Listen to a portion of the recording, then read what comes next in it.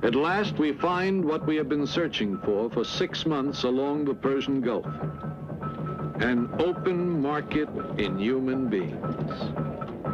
This one takes place in the courtyard of an old fort. 3 men and 3 women are on sale, all Africans. They appear resigned to their fate.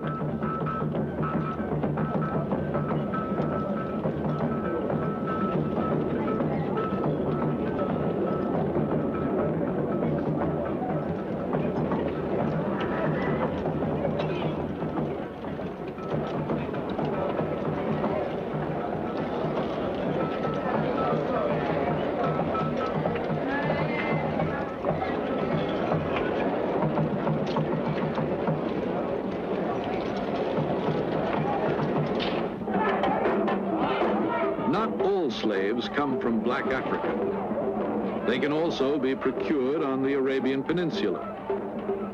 Sometimes all you have to do is organize a party, the kind the British have called slaving parties. We hear about such a party in Qatar. There's music, dancing, laughter, the kind of entertainment that doesn't take place every day in the desert.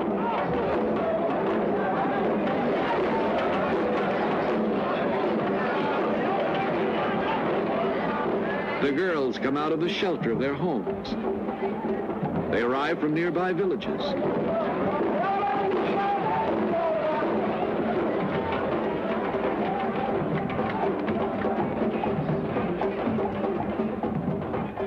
The canny organizers of the party have accomplished their purpose. They can study the girls at their leisure, decide which ones they will try to buy from their fathers or their husbands, which ones they will have to kidnap. Slavery, we are told, has been abolished. In point of fact, it still survives. In a small villa on the outskirts of an African city on the Red Sea, he gathers the children of his prostitutes in what is officially called an orphanage. Actually, it is a training school for slaves. For the first few months, the mothers can visit their children. Then, the Greek takes over, rearing the children and training them until they are old enough to be of commercial interest to the traders of the Middle East. Prices vary according to age, color of skin, and the work the child is intended for. An attractive half-caste girl of 12 may be worth as much as $5,000.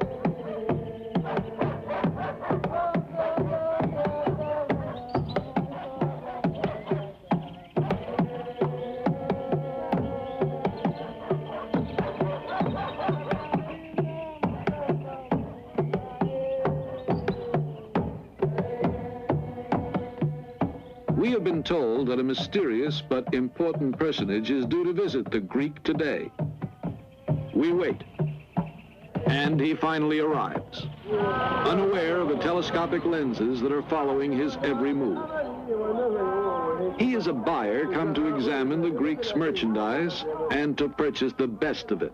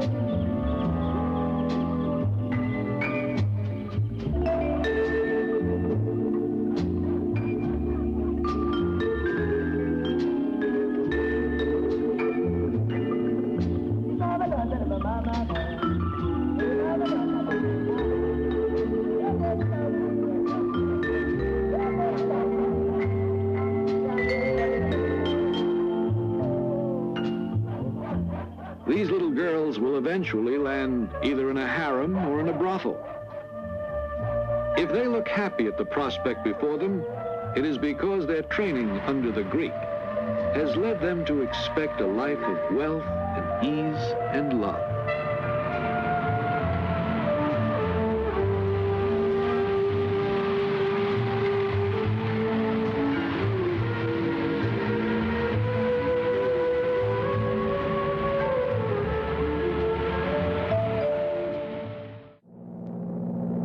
Several days later, we board a plane bound for Jeddah, a landing point for travelers to Mecca. We ask an officer on the plane the same question we had asked the captain of the ship. He simply hands us the passenger list. 20 persons on the flight are traveling together. Men, women, and children. 12 have round-trip tickets, and the other 8 one-way tickets. These 8 are in effect living traveler's checks that will be cashed in to pay the expenses of the return for the rest of the party. They are women, servants, and children whom the 4 Arabs will sell as slaves. Their destiny as human traveler's checks has been decided years ago, and now they are carrying out that destiny.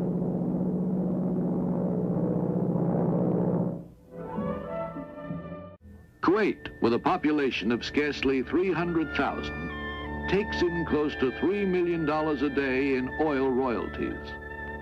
Not that these millions are allowed to trickle down, but to raise the standard of living of the people, of the Fellahin or the Bedouins. Instead, oil has brought in its wake a new biblical curse. It has raised the price of human flesh.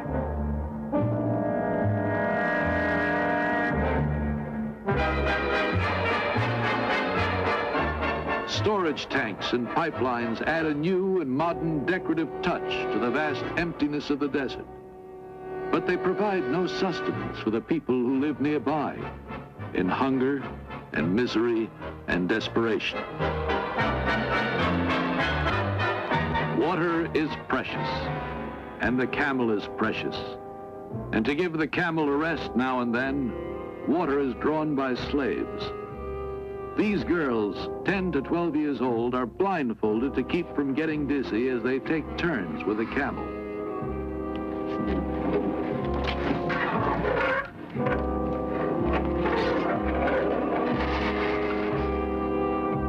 The most modern equipment available is used to extract oil from thousands of feet below the surface of the earth. But water must be drawn by the effort of human slaves. For luckier children, there are model schools inside the palaces. The pupils pray before lessons begin. We are permitted to film the pupils as they come out of the royal school. More than 100, we are told, are children of the sovereign himself. Following them are the children of the princes and high dignitaries. They're clean, well-disciplined, happy children. But note that some of them do not carry books. These are children of the oil rich. Their books are carried by their personal slaves. Slaves received as gifts from their parents on their birthdays.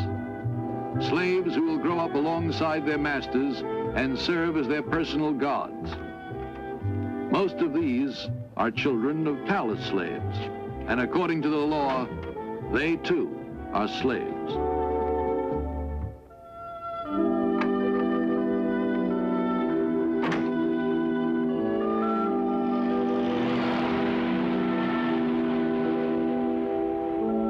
The oil millions turn into automobiles from Detroit, parking lots, and traffic cops who direct traffic straight toward the desert. We travel along the edge of the Sahara to reach the Payouds, a pastoral people once numerous and powerful, now reduced to a few thousand by mass raids of slave merchants early in this century. They no longer have any cattle of their own.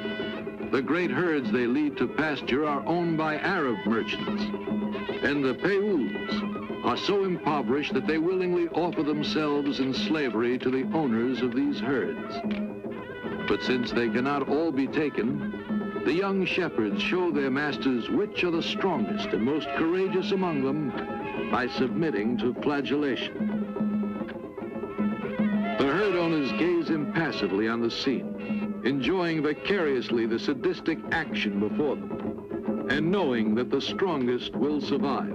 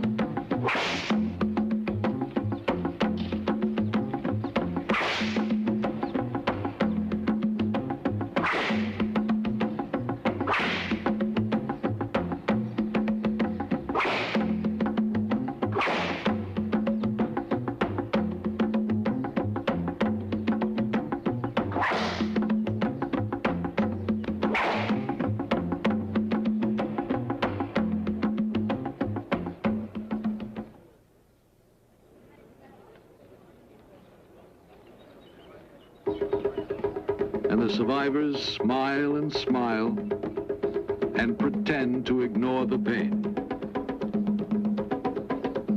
They fall on their knees and beg their Arab masters to accept their services.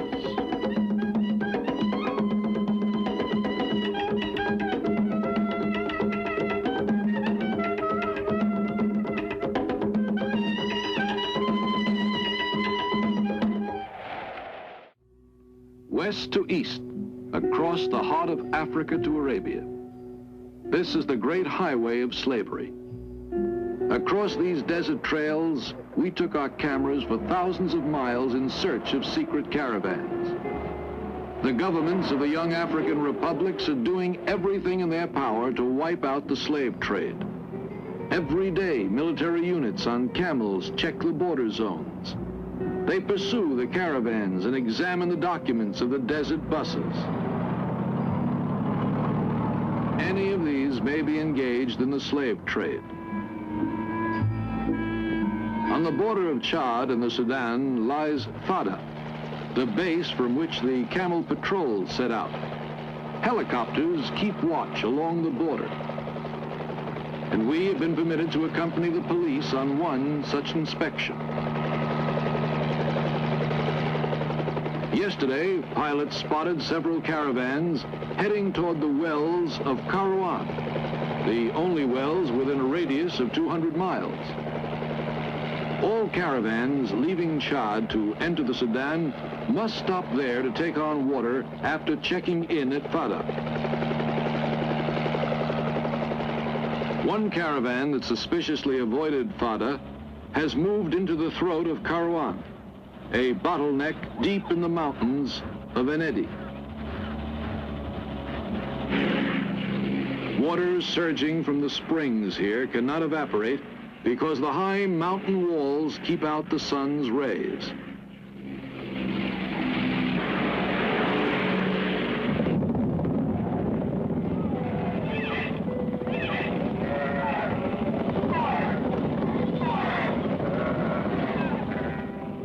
We reach our objective. There is no escape from the throat of Kairouan. It is a dead end.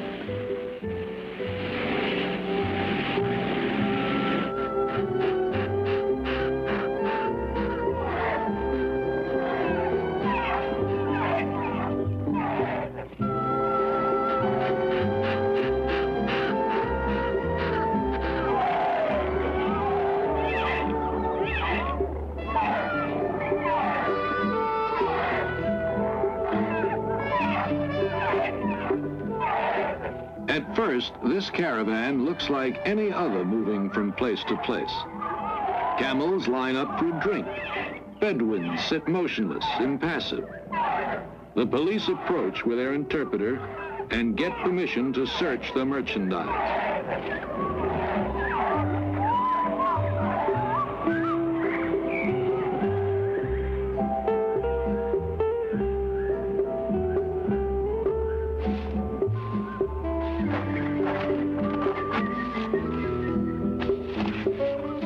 The interpreter notices an odd-shaped bundle with a canvas cover.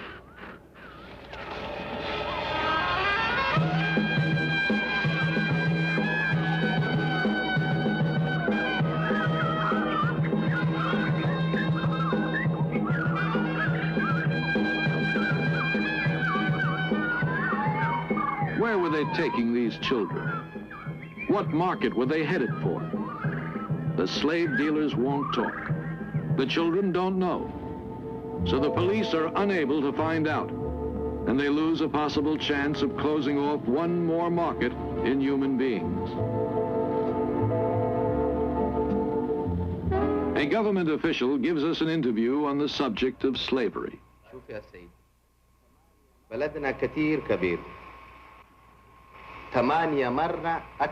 I can assure you, he says, that slavery does not exist in my country.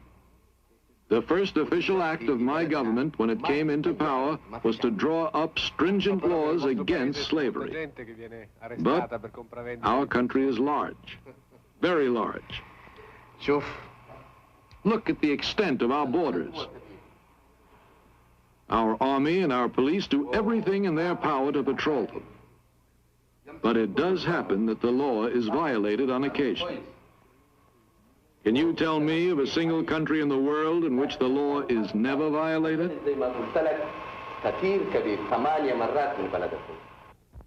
But here the law may be violated too often. Allahu Akbar, Allahu Akbar. Mit Gebeten hat man sie gelockt. Die Araber bringen bereits im 7. Jahrhundert den Islam nach Afrika und mit ihm die Sklaverei. Denn wer kein Moslem werden will, wird als Sklave in die muslimische Welt verschleppt. 17 Millionen Schwarzafrikaner trifft dieses Schicksal. Die Geschichte dieses Menschenhandels ist in Afrika bis heute ein Tabu. Tidiane Ndiaye bricht das Schweigen. Der senegalesische Anthropologe fordert, die Sklaverei der Moslems endlich aufzuarbeiten. In seinem Buch »Der verschleierte Völkermord« beschreibt Ndiaye dieses wenig erforschte Kapitel der Geschichte. Der muslimische Sklavenhandel war der längste in der Geschichte der Menschheit. Er währte 13 Jahrhunderte und hatte viel mehr Opfer als der Sklavenhandel nach Amerika, der 400 Jahre dauerte. Und das Traurigste daran ist, dass die meisten der Verschleppten unglücklicherweise keine Kinder bekommen konnten, weil sie kastriert wurden. In die arabische Welt, in die Türkei, nach Persien und nach Indien werden die Schwarzafrikaner verschifft. Oder sie werden durch die Sahara nach Nordafrika getrieben. Viele sterben schon bei den Überfällen auf die Dörfer, viele an den Strapazen des Transports. Wer auf den Sklavenmärkten ankommt, wird kastriert. Laut Ndiaye überlebt nur einer von 5 diese gefährliche Operation. Die grausame Prozedur trifft alle, die Männer, die auf Plantagen oder im Bergbau schuften, ebenso wie die, die im Haushalt arbeiten oder die Harems bewachen. Diese Eunuchen findet man noch Anfang des 20. Jahrhunderts. Die Araber und die Nordafrikaner waren Rassisten. Sie verachteten die Schwarzen. Deshalb wollten sie nicht, dass sie in ihren Ländern Kinder zeugten. Das erklärt, warum es dort heute keine starke schwarze Diaspora gibt wie in den USA, die eine Aufarbeitung dieser Geschichte fordert und eine Wiedergutmachung.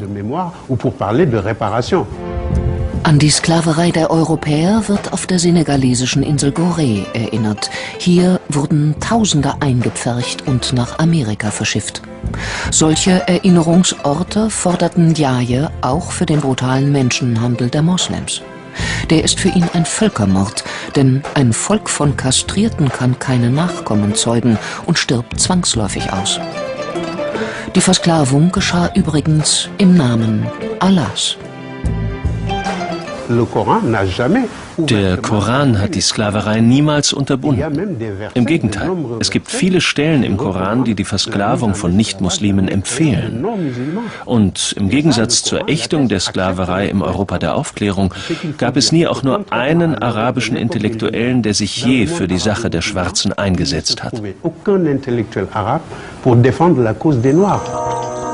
Im Sudan rufen die Araber schon im 7. Jahrhundert den Dschihad, den heiligen Krieg gegen die Schwarzen aus. Noch heute werden hier Tausende von ihren eigenen Landsleuten versklavt. Viele Afrikaner beten in Moscheen, obwohl ihre Vorfahren im Namen des Islam geknechtet wurden. Über Jahrhunderte wurden afrikanische Könige gezwungen, sich dem Islam zu unterwerfen und noch dazu Sklaven als Schutzgeld auszuliefern. Durch die Islamisierung wurden die afrikanischen Könige zu Mittätern. Wer sich dem Islam unterwarf, konnte der Versklavung theoretisch entgehen. Wer kein Moslem werden wollte, sollte gezielt gejagt werden. Das war der Grund für die Kollaboration und das entfachte viele Kriege zwischen den afrikanischen Völkern. Die Europäer schauen bis ins frühe 20. Jahrhundert zu. Obwohl sie den Menschenhandel längst verboten haben, dulden ihn die Kolonialarmeen vor Ort.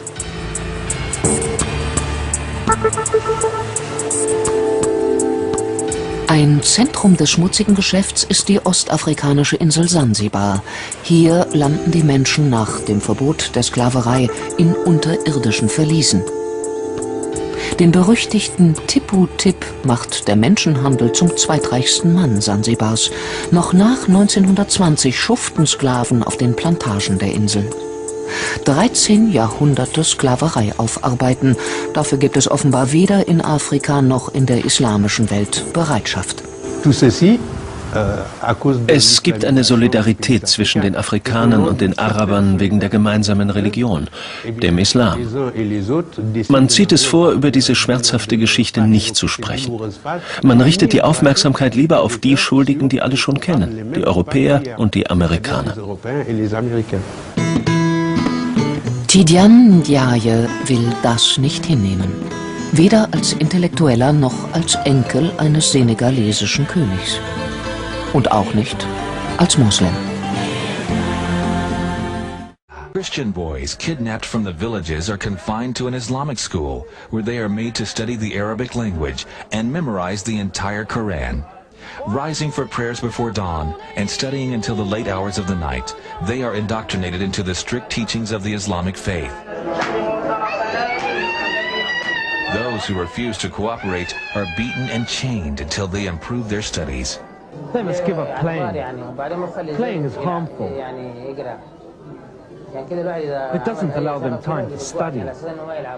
Anyone who misbehaves, he's whipped so that he doesn't play anymore. When his colleagues see him being whipped, he will stop playing and become afraid. The Quran is difficult. If they do not work hard, they will not be able to memorize it all. A lot of the footage that we have received from these nations, some in Sudan, show young boys being beaten, show them chained, walking down these dusty paths around the school compound with chains. In one school, they have to write on a small board that they carry with them the Quranic verses and then wash this board and drink the water. And their teachers tell them that drinking this water causes them or helps them to memorize this faster. Young girls have also been kidnapped and sold as concubines or given over to the sexual pleasures of the Islamic soldiers. Girls as young as 9 have been repeatedly violated. Tens of thousands of children have disappeared, hidden away by radical Muslims seeking to create a new generation void of any Christian faith. Christian men who refuse to submit to the Islamic movement have been imprisoned, beaten, and oftentimes mutilated. Others have been hung, nailed to trees, or drowned in the River Nile. I must admit that I too, among hundreds of millions of educated people, was under the impression that the African slave trade was the sole responsibility of the Christian Europeans, the white race. That is, until I started exploring the subject in greater depth, and especially after reading an incredibly enlightening book called The Legacy of Arab Islam in Africa by John Alambila Azuma. My whole perspective and understanding has changed dramatically, and I would like you to tell us more about this subject. The success of Muhammadan Islam in deceiving, misinforming, deforming, and contorting both history and reality over a period of almost 1400 years has been astounding. That is, until now. The greatest tragedy about this particular subject is that most of the descendants of African slavery, the black people in the Americas, around the world, as well as among the African blacks, are totally ignorant of the actual facts. Before we lose the concentration of our listeners, I would like to make the following statement and then prove it. That the worst, most inhumane and most diabolical institution of the black African slave trade was initiated, refined, perpetrated and implemented by the Mohammedan Arabs and later aided and abetted by the black converts to Mohammedan Islam. I predict that, as usual, the two subcultures, those of denial of facts and of political correctness, will attack us without once disproving a single statement and or conclusion that we make. Slavery was not created by the white races, because it has existed throughout human history and practiced by every tribe, culture, civilization, racial group and religion. In fact, the very word slavery has its root in the name Slav, based upon the Slavic peoples of Europe who were subjugated by other Europeans. It is not common knowledge that the Arabic word abd is synonymous with the meaning of slave. For example, Abdullah means literally the slave of Allah, and that in the language of the Arabs, all black peoples are called abid, plural, for slaves. While much has been written concerning the transatlantic slave trade, surprisingly little attention has been paid to the Islamic slave trade across the Sahara, the Red Sea, and the Indian Ocean. While the European involvement in the African transatlantic slave trade to the Americas lasted for just over 3 centuries, the Arab involvement in the African slave trade has lasted 14 centuries, and in some parts of the Mohammedan world is still continuing to this day. The birth of Mohammedan Islam and its conquests brought about the birth of institutionalized, systematized, and religiously sanctioned slave trade on a massive and global scale. In fact, the Quran allows the taking of slaves as booty or reward for wars of aggression against any and all unbelievers, most of the human population. This has led to an enormous number of so-called holy wars, jihad in Arabic. There was and is absolutely nothing holy about these wars, which are primarily to plunder, slaughter, rape, subjugate and rob other human beings of their wealth, produce, freedom and dignity. Mohammedan Muslim states and tribes attacked other non-Muslim groups to achieve these objectives. Although Islamic jurisprudence laid down regulations for the treatment of slaves, however, incredible and heinous abuses have occurred throughout the history of Mohammedan Islam. By the Middle Ages, the Arabic word abd was in general used to denote a black slave, while the word mamluk referred to a white slave. Ibn Khaldun, 1332 to 1406, the preeminent Islamic medieval historian and social thinker, wrote, "The Negro nations are, as a rule, submissive to slavery, because they have attributes that are quite similar to dumb animals." It should also be noted that black slaves were castrated based on the assumption that the blacks had an ungovernable sexual appetite. When the Fatimid Caliphate came to power in Egypt, they slaughtered all the tens of thousands of black military slaves and raised an entirely new slave army. Some of these slaves were conscripted into the army at age 10. From Persia to Egypt to Morocco, slave armies from 30,000 to up to 250,000 became commonplace.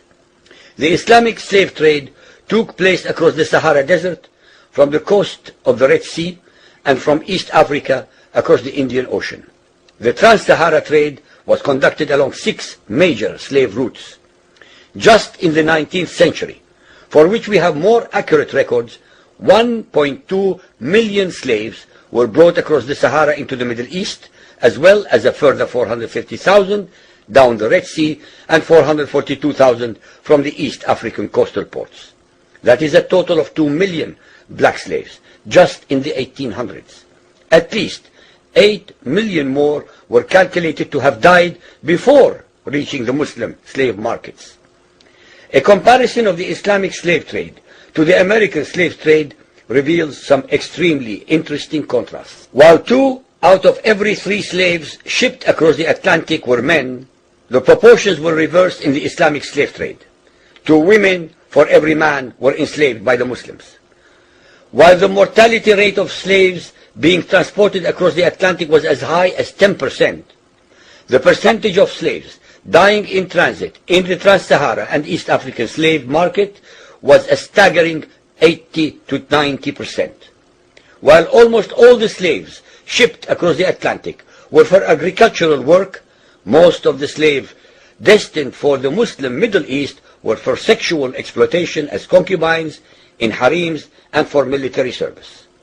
While many children were born to the slaves in the Americas, the millions of their descendants are citizens in Brazil and the United States of today. Very few descendants of the slaves that ended up in the Middle East survived. While most slaves who went to the Americas could marry and have families, most of the male slaves destined for the Middle East were castrated, and most of the children born to the women were killed at birth. It is estimated that possibly as many as 11 million Africans were transported across the Atlantic, 95% of which went to South and Central America, mainly to Portuguese, Spanish, and French possessions. Only 5% of the slaves ended up in what we call the United States today. However, a minimum of 28 million Africans were enslaved in the Muslim Middle East.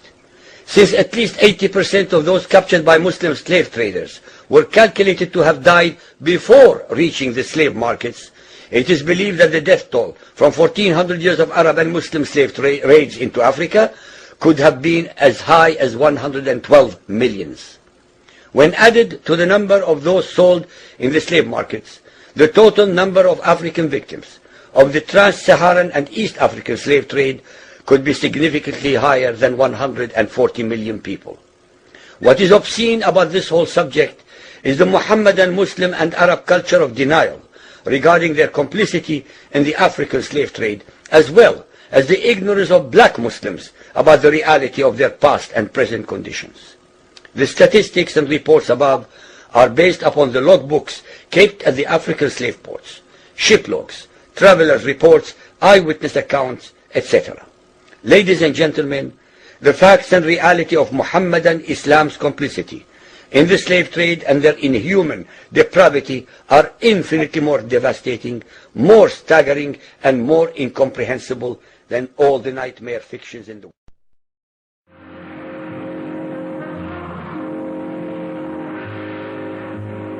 In Chad, a young woman is sold into marriage by her father for 100 salted loaves.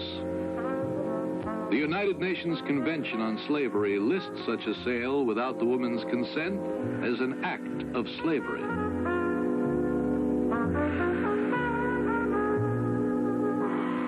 In the Volta Republic, 4 women may be worth a horse with harness. But they must be young, beautiful, and well-dressed.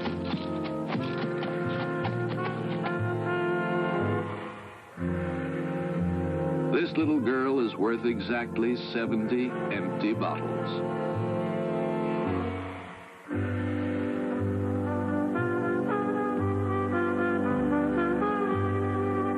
Even if she could read the United Nations Convention, it would hardly be of any help to her. Nor would its provisions against mutilating, branding, or otherwise marking a slave help this woman, dressed in rags, who totters along with her ankles in chains among the crowds in a large city. This is Porto Novo, capital of Dahomey. We are going to a fishing village on the lagoon of Cotonou in Dahomey. This lagoon has a lovely fairy tale look, and its inhabitants contribute to the fairy tale quality as they gracefully toss their fishing nets onto the waters. But there is nothing of the fairy tale about the harsh struggle for existence of the people of this village, who live exclusively on the fish they are able to catch in the waters that surround their stilt-propped homes.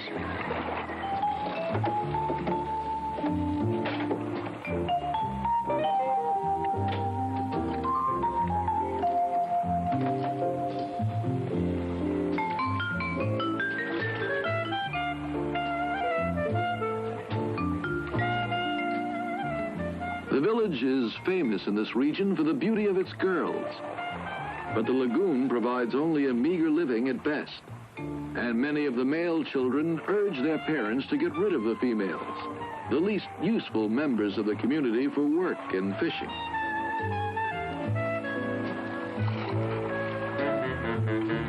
Whenever one of the girls disappears, they say that the crocodiles have kidnapped her. The fishermen believe that these crocodiles are the incarnation of their ancestors, and they are therefore held to be sacred. The children look upon them as close relatives.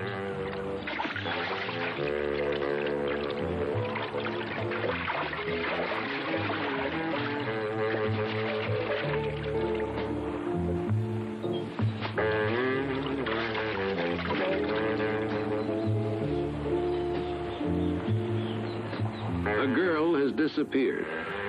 Her father makes a fine show of lamenting and weeping. But if ever the expression has had a true meaning, these are crocodile tears.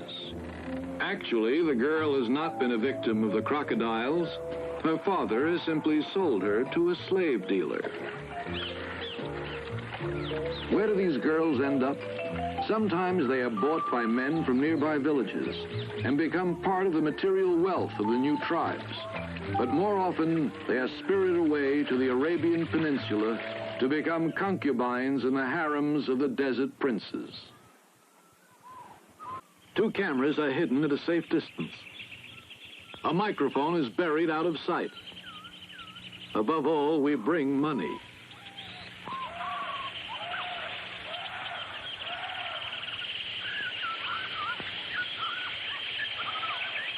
We don't have to wait long. The dealer shows up with 2 women we have told him we want to buy.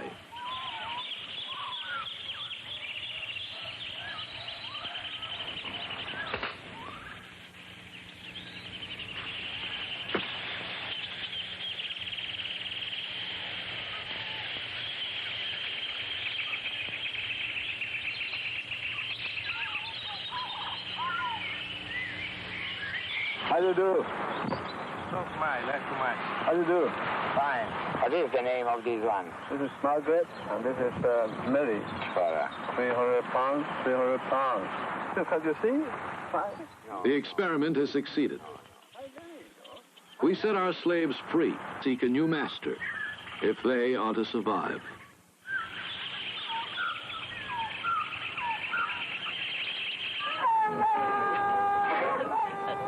You don't have to hide yourself in a forest to buy a slave.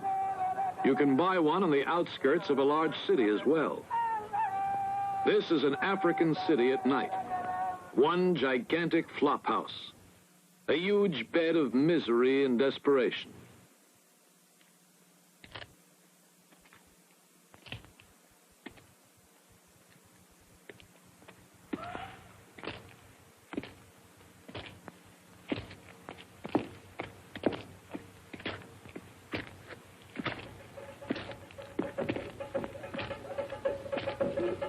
We have been told of a house that sells its merchandise to the biggest traders in Eastern Africa. Our informant leads us there through narrow streets and back alleys.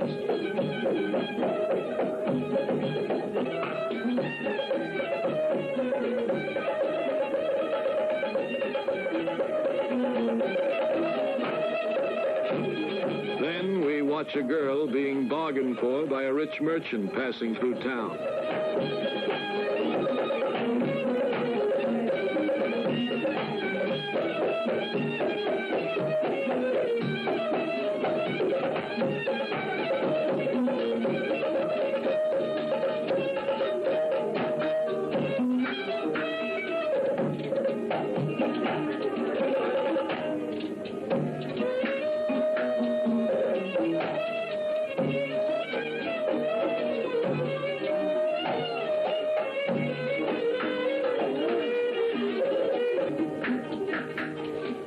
This is indeed a trap, but hardly a tourist trap.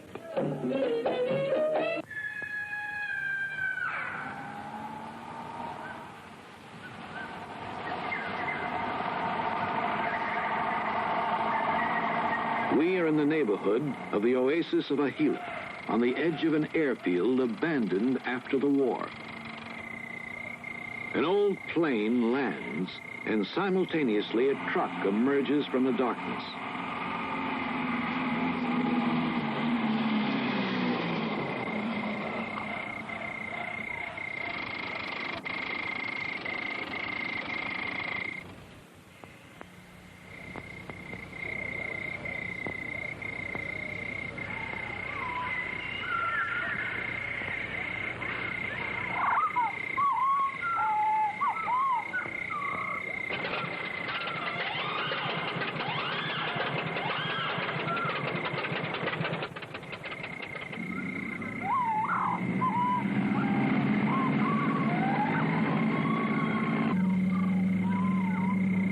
The plane takes off at dawn. Do the pilots know what cargo they are flying and where these children end up?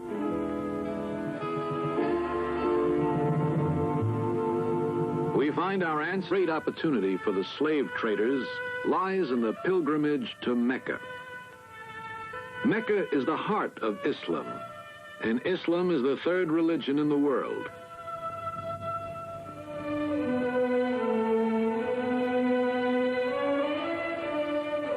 Show me one single Muslim country where slavery is not practiced, Prince Faisal of Saudi Arabia once said to a journalist.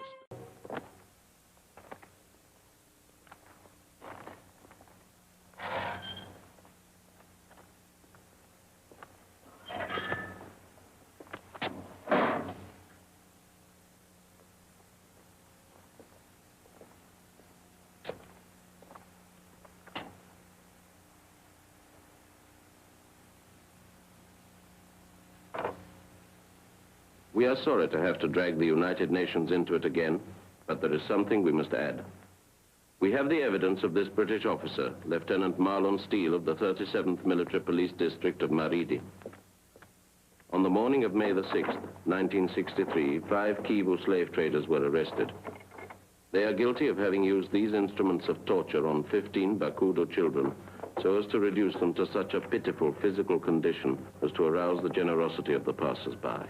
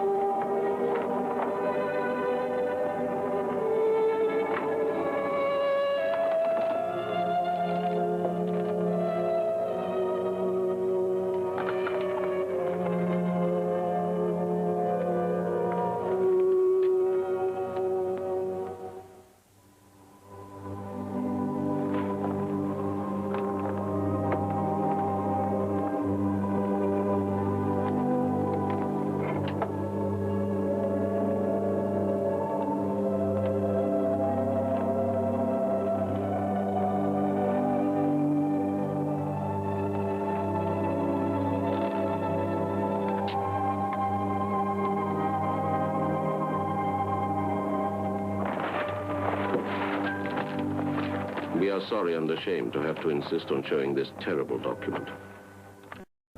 This young British officer who is collecting evidence is sorry and ashamed too, but it is his duty. Just as it is our duty and that of the whole civilized world, or the world that calls itself civilized and feels smugly at peace with its conscience and with God, to consider this an accusation, to stop this cruelty.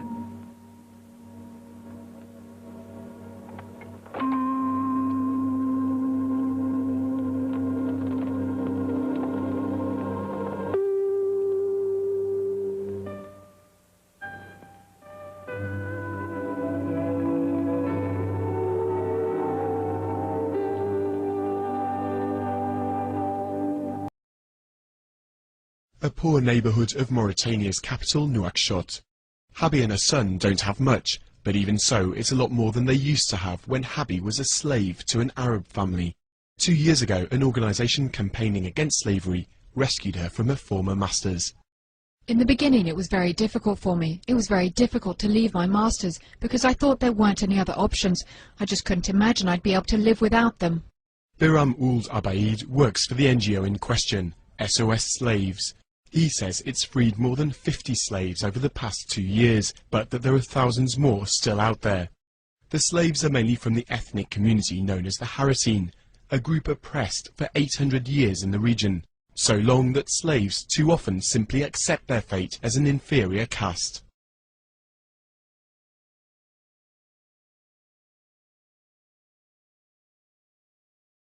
When you talk about slaves in Mauritania, you're talking about people who were born slaves.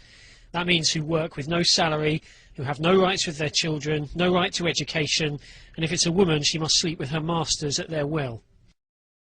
Messaoud Ould Bouker is ethnically a Haratine.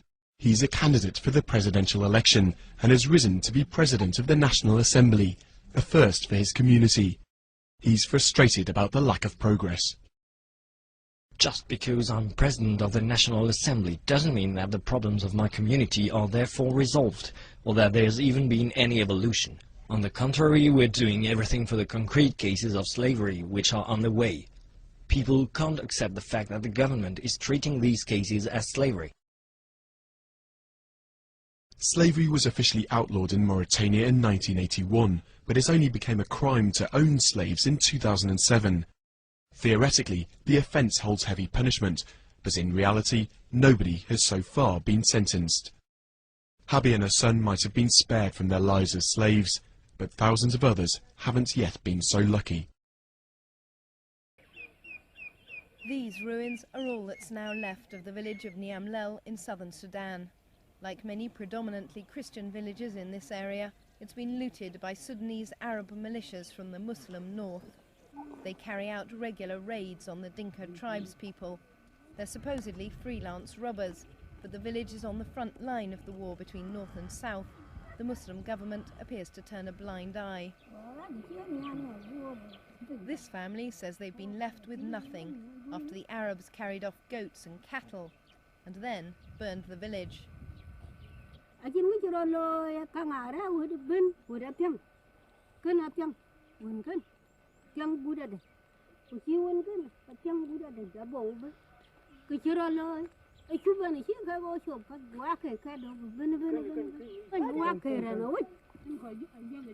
Up to 300 villagers were killed, mostly men. Then the women and children were rounded up. The Arabs captured Abuk Maru, along with dozens of others. She believes they intended to sell her in the north as a slave, but let her go when they discovered she was blind. They still have her 2 children.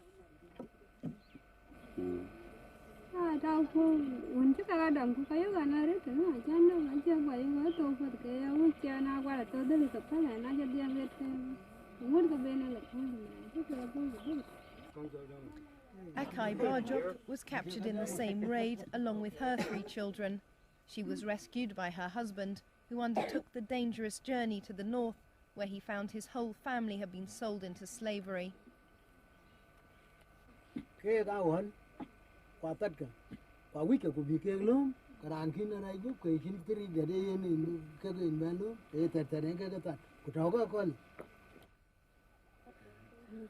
Apin Akot paid around £100 a head for his family's freedom. It took him months to earn the money, but few people managed to make the journey north. So 4 hours walk away from the village, a new market has sprung up. Arab traders have realized that they can sell escaped slaves back to their families for 5 times the price in the north. At this market, former slaves change hands for £500, a few Kalashnikovs, or 5 cows a head. A group of 22 people wait to be sold. To get here, they've escaped from their owners and been rounded up by the Arab traders, who bring them back to the south. Until money changes hands, they won't be free. 600,000. 22. Was 12. 22. The practice has disturbed some Arab merchants.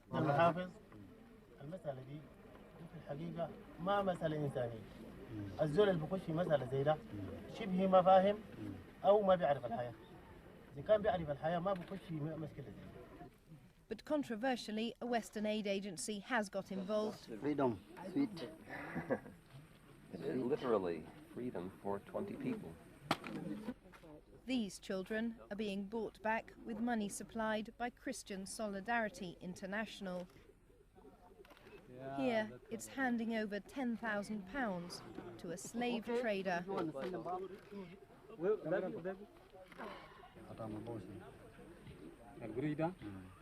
نشتغل نعيش بس ناكل ونشرب.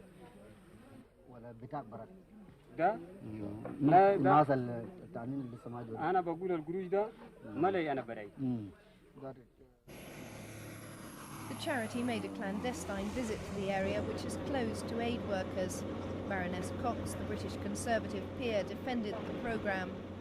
You came here and you saw families whose children were enslaved, families who've lost everything. They've lost their livestock, they've lost their means of living, and they have to raise the equivalent of 5 cows to buy their child back.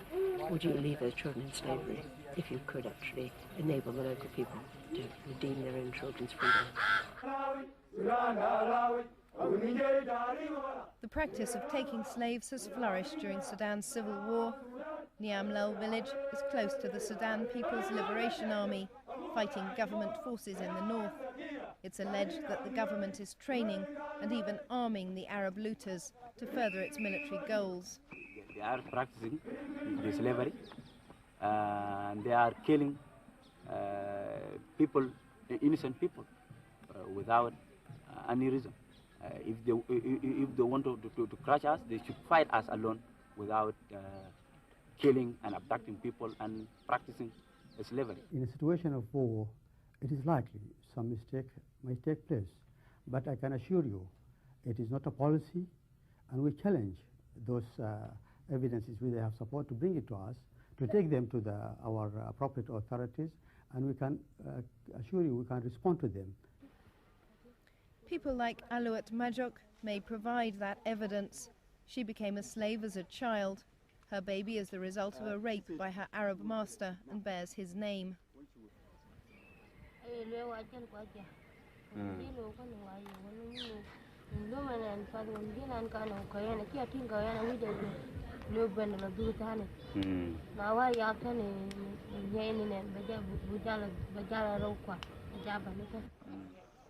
Sudan has been at war for over 15 years.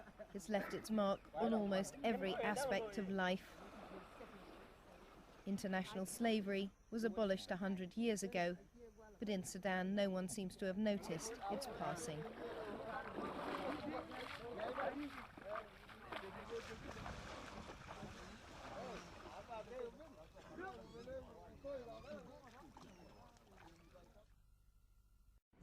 The first colony the Arabs founded in Africa was in the Dahlak Islands in Eritrea, and the Arabs developed a large slave trade to feed the insatiable demands of the Basra salt and soil reclamation projects around Basra in Iraq, where the delta, where the Tigris and Euphrates enters the Persian Gulf. This is also Muhammad's time, 7th century.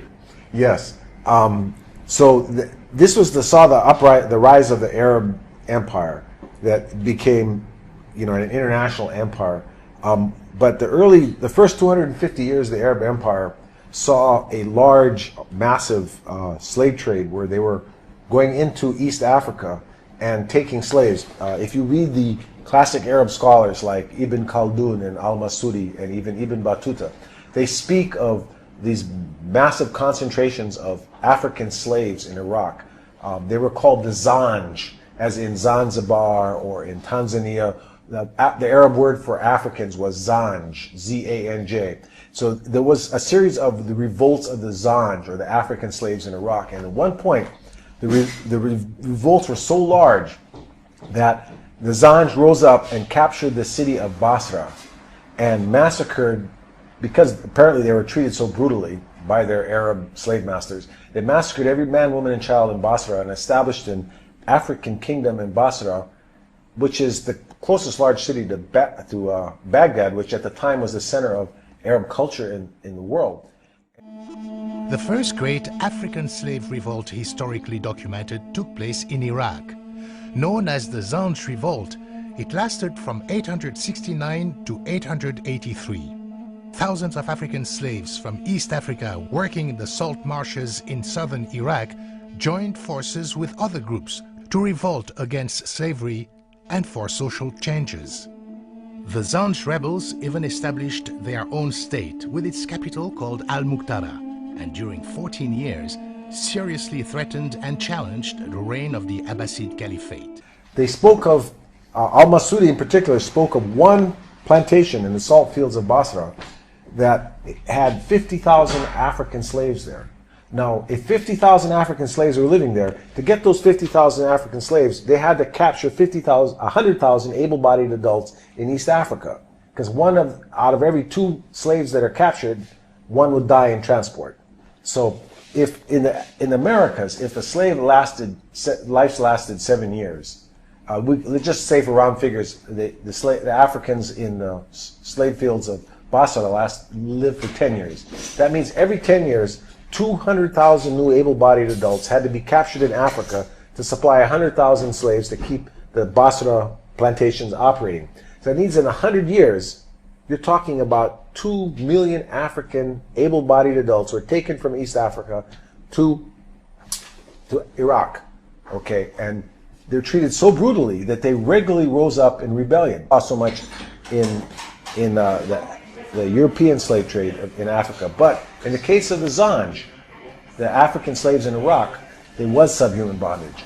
And that if you read the Arab writers, the description of the African slaves, where they spoke of them having large sexual organs, of smelling bad, of being thieves, of wanting to rape their women, of being dishonest and lazy. Which I did in the University of Birmingham, UK.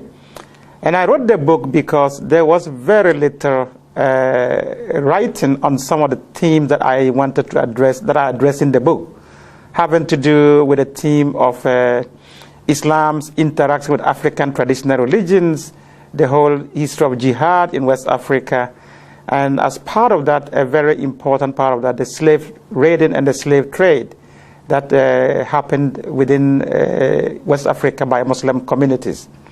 That was why I wrote the book, because not many had written on these kind of themes in Islam history in West Africa. Now, I'd like to look at one of the topics in your book, the topic of colonisation. We know that the Christian West colonised Africa. The West has acknowledged this and is self-critical in this regard. Did the Islamic empires colonise Africa? Well, yes, there was a lot of activities on the part of Muslims in Africa, especially in West Africa. What happened there was not necessarily outside colonization, but there was a form of colonization in the sense that the dominant Islamic tribes conquered weaker tribes and imposed Islamic rule over them. And therefore, there was some kind of internal colonization going on. The Fulani in West Africa in particular were very much in the habit of conquering and imposing Islamic rule on other tribes. So that was a form of internal colonization, yes. What about with the Arab conquest of North Africa? Was that a form of colonization? Absolutely. That the Arab conquest of North Africa was a form of colonization that took place in the 7th century when Arab Muslims burst out of Saudi Arabia and conquered Egypt and went on to conquer the whole of North Africa. There were a lot of Berber tribes there. The Egyptian Copts were the original indigenous of the land, as well as the Berbers. And they were all conquered and Islamized and Arabized. That was also a form of colonization, definitely. Now, do Muslims today acknowledge this? Are they self-critical about this? Not to the extent that the West has become very critical. In fact, many Muslims don't even admit that there was any form of colonization. Even though if you talk to the Berbers, and let's be also aware that many of the Berbers will become Muslim, the Berbers will tell you they have been colonized. They have been, there's been Arab imperialism. The same thing in Egypt. The Copts know that they are the original, the indigenes of the place. They feel like they have been colonized. The same thing will happen we talk to Sudanese. They will tell you that Sudan was colonized by Arab Muslim invaders. So yes, they will not admit it, but there is that kind of history there. Okay, thanks for that. I want to move on to the topic of slavery now. Did the Muslim empires practice slavery? Absolutely. Slavery was a very important part of Islamic expansion in West Africa, and in fact in the Sudan, and from the very earliest period of Islamic penetration into Africa. It started by buying, purchasing slaves and trading in slaves, and then it went on from purchasing to raiding for slaves and capturing slaves deliberately, especially mainly black Africans, and transporting them into North Africa and into Saudi Arabia, the Arabian Peninsula, and onwards to the Ottoman Empire to Turkey. So slavery was a very endemic part of Islamic interaction with Africa. And in West Africa, the jihad's period of the 18th and 19th century involved massive slave raiding and slave trading. And many of the slaves that were captured and sent and sold and taken into the transatlantic slave trade, most of those who were doing the raiding at the time were Muslim communities. Because they were the dominant tribes. So a lot of that happened. That is not to say that non-Muslim communities were involved in raiding, but the dominant tribes were the Muslim communities that were doing the raiding at the time. The treatment of slaves is a topic that you bring up in your book. Can you talk about some of the differences in the way that slaves were treated in the Western world compared to in the Islamic world? Yeah, one of the themes I explored in my book is this perception that Muslims treated their slaves much more humanely than the Western slave trade. And what I found out in my own research was that that is not necessarily the case, and that there were very harsh treatments of slaves by Muslim groups. It was just a done deal at the time. And one of the key differences I looked at in my book that whereas slaves taken to the West were able to marry and reproduce and have their families, and you can still find large populations of African Americans today in North America and in the Caribbean, you go to the Islamic world and you find very few black remnants of the slave trade, which was very massive. And one of the reasons is that many of the male black slaves taken into the Islamic world were castrated as eunuchs, which meant that they could not, of course, reproduce. And the other factor is that many of the women were taken as concubines by their slave masters, and they gave birth to mixed races, and they were very much absorbed into the society. So you don't have black slave kind of descendants in the Muslim world as you would in North America, and part of the reason is the castration and the way the slaves were treated. Did the Islamic world abolish slavery? Slavery persisted in Islamic countries far, far longer than it did in the West. The West abolished slavery long before the Islamic countries ever abolished slavery. And they did so under a lot of pressure from colonial governments and from Western governments and from all kinds of activist groups. And in fact, the Saudi Arabia, for instance, abolished slavery in 1961 or 1960 thereabout, whereas Mauritania abolished slavery in 1981.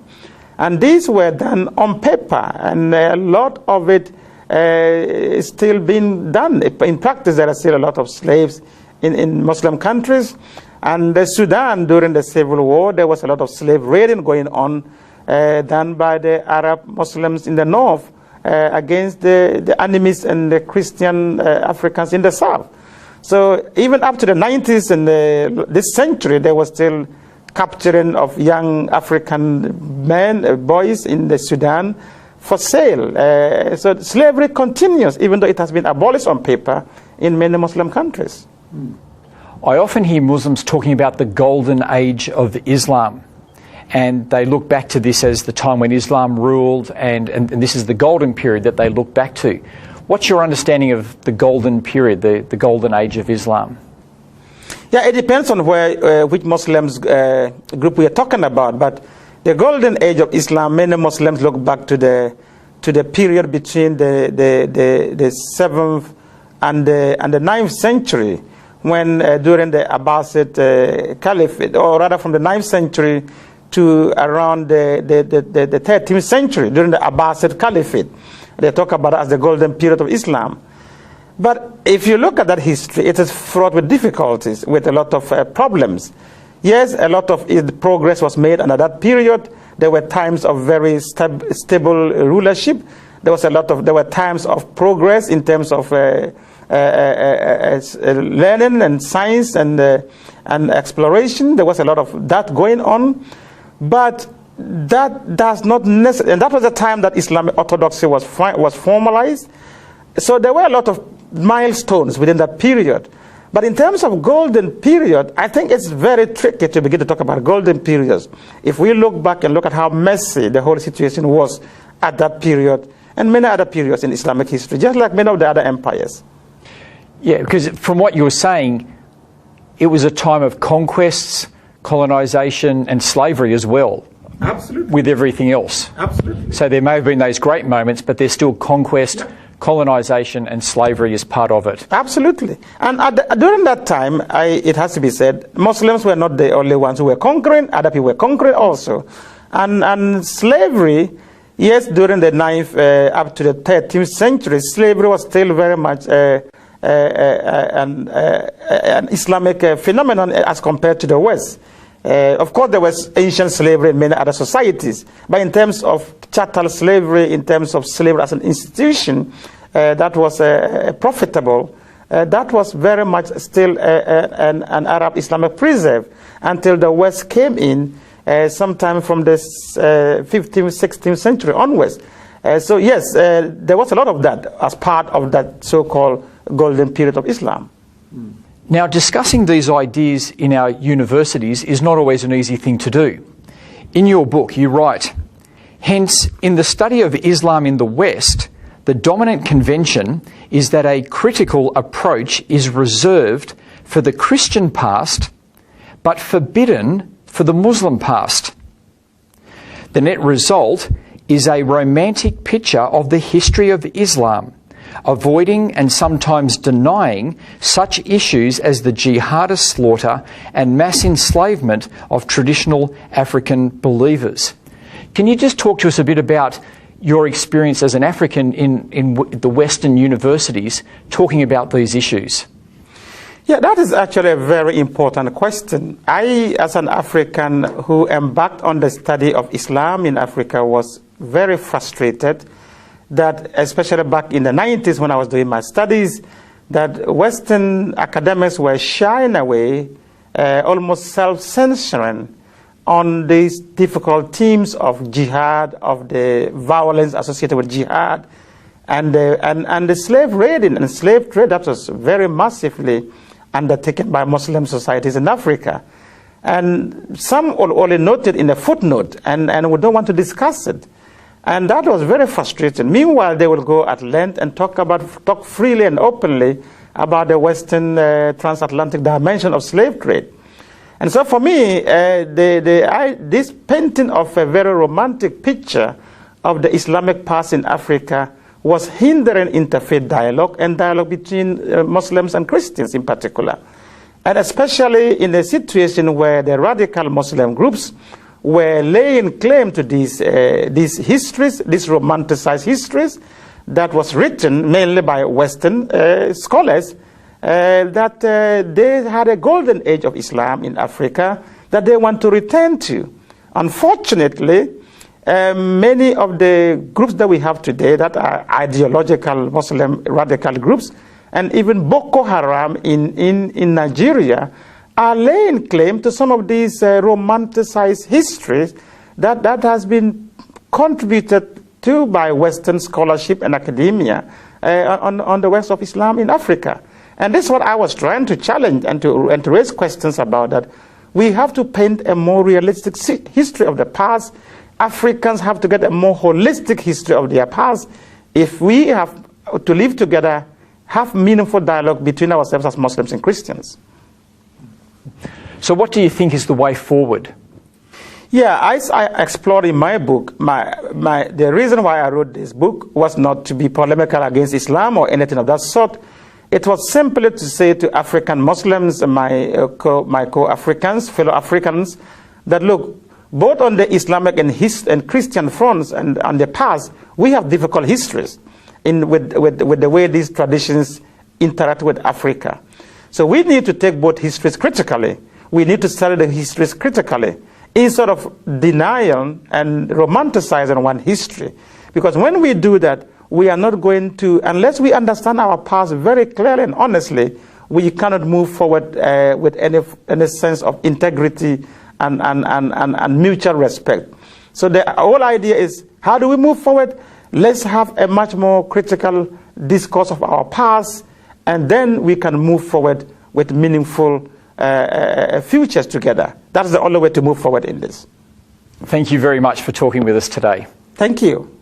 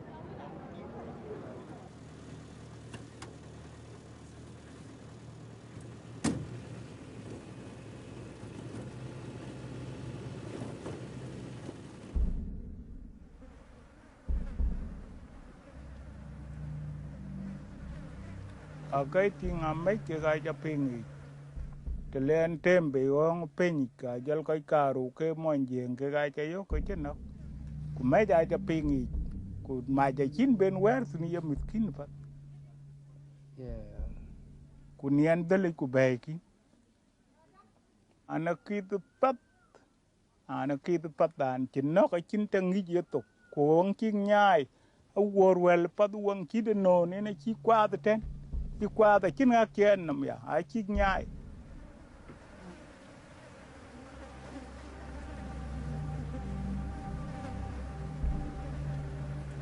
Sudan. Since 1952, this enormous African country has been struck by a civil war between the north and the south. One of the horrible consequences of this war is the revival of slavery. Mình kaka achi la bio ka la yo gi ke ga dok ko ku ga na lo yo ba ku jula nyir chen ti ka ro achi la wi ko chi te wi ke ka ba na yo ko tok ne achi ja loi ka na kau pa ka wen jo le ne teng ka la kau ka ke wen ni chi tin Quran jo lo ga la dat pin ka chin ta ba ni yo go i dom i ka la dom ko ke dom cha te ko yo ban bai yo ka nok ko ya lo ko lo le wengo wale wengali kule le ngulo dongi ba wale na ndala da le kala na liwe e mai yu nya papa le vive budan tapi budan je ka gwa kala bo te kulang na chinge tinya njala bala po pe ben a po kai le tingri du ba bo le yin cái là cái mun ju coi có gà le mu yin coi cái tu mà đấy nè là có gwa to thế.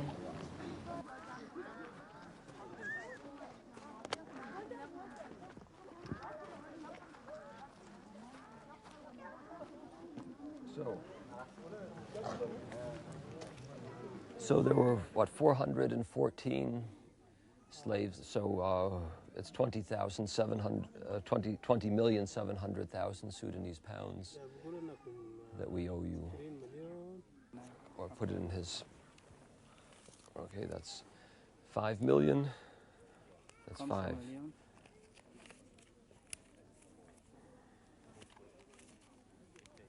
That's 6 million. 6 million. 13 million. 13 million. Yeah, we are here and you have come back because there are many people around the world who've heard about the suffering of the slaves in Sudan. I can only name a few, but I think of Bishop Caesar Matsalari and Bishop Makram Ghazis.